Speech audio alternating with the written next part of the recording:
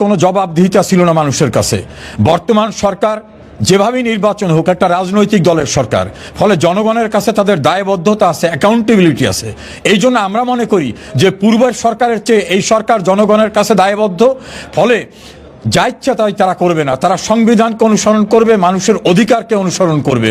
আর যদি সেটা তারা না করে তাহলে আমরা মহান মুক্তিযুদ্ধের পূর্বে যেভাবে মানুষকে ঐক্যবদ্ধ করে ৭০-এ নির্বাচনে বিজয় এনেছিলাম, ৭১-এ যুদ্ধ করেছি, পরবর্তীতে বিভিন্ন গণতান্ত্রিক আন্দোলন করেছি, প্রয়োজনে আমরা সেই অধ্যায়ে যাব।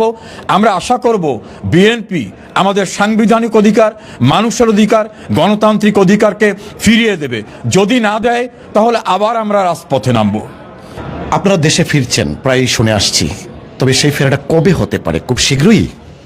আমি দিন তারিখ ক্ষণ বলতে পারছি না, তবে আমাদের মানসিকভাবে প্রস্তুতি মোটামুটি সম্পন্ন। আমরা দেশে ফিরে যাব। পূর্বে আমরা যাইনি, কারণ রাস্তাঘাটে মবের হাতে মৃত্যু হয়ে যেত আওয়ামী লীগের নেতাকর্মীদের। সেই মবের সংস্কৃতিটা যদি বন্ধ হয়, এটা আমরা আশা করছি। বিচার বিভাগকে যদি তার মতো করে কাজ করতে দেয়, তাহলে আমরা আশা করছি যে আমরা আইনি লড়াই করতে পারবো।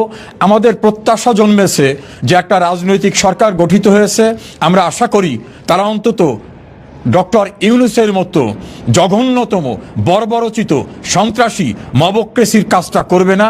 সে কারণে আমরা দেশে ফেরার জন্য পূর্বের চেয়ে অনেক বেশি আত্মবিশ্বাসী। অন্তর্বর্তীকালীন সরকারের প্রতি ছিল না তাদের আস্থা।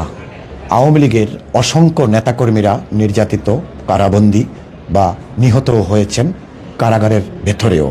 বিএনপি সরকারের উপর কিছুটা আস্থা রাখতে পারছে আওয়ামী লীগ।